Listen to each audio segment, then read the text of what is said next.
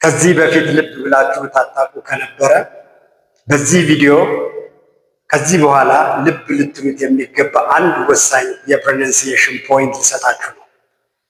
ከኔ ጋር ቆዩ። ኤ እና ዩ ፊደላት በአንድ ላይ ሲመጡ አው ሳይሆን ኦ ተብለው ነው የሚነበቡት።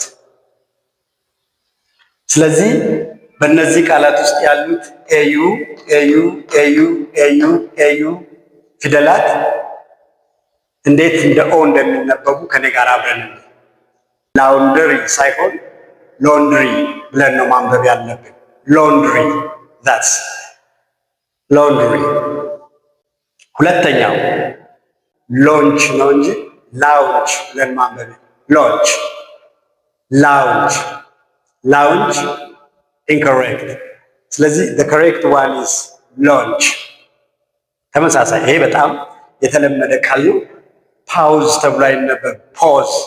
ይሄም ሳውስ ተብሎ አይነበብ ሶስ። ደጋግመን ሚስፕሮናውንስ የምናደርገው የመጨረሻዋን ቃል ነው።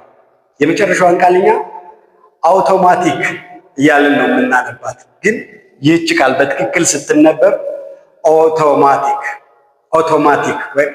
ይሄንን ደግሞ ራሱ አሜሪካን ስናደርገው ኦቶማቲክ ተብሎ ነው እንጂ አውቶማቲክ ኦር አውቶማቲክ ተብሎ አው ሳይሆን ኦ ተብሎ ይነበባል። የመጀመሪያ ኦቶማቲክ ወይም ኦቶማቲክ ብለን ብናነበው ኦቶማቲክ ብለን ስናነብ በብሪቲሽ እንግሊሽ ትክክል ነው። ኦቶማቲክ ብለን ደግሞ ፕሮናውንስ ስናደርግ በአሜሪካን እንግሊሽ ትክክል ነው። ላውንደሪ ማለት አቁመን ሎንድሪ፣ ላውንች ማለት አቁመን ሎንች፣ ፓውዝ ማለት አቁመን ፖዝ፣ ሳውስ ማለት አቁመን ሶስ፣ አውቶማቲክ ማለት አቁመን ኦቶማቲክ ወይም ኦቶማቲክ ብለን በትክክል ማንበብ ስንችል እነዚህን ቃላት በትክክል አነበብን ማለት ነው። እንደዚህ አይነት በጣም ወሳኝ የሆነ ትምህርት የማግኘት ፍላጎት ካላችሁ የኔን አካውንት ፎሎ ማድረግ አትርሱ። ይሄንንም ቪዲዮ ላይክ አድርጉት፣ ለሌሎችም እንዲደርስ ሼር አድርጉት።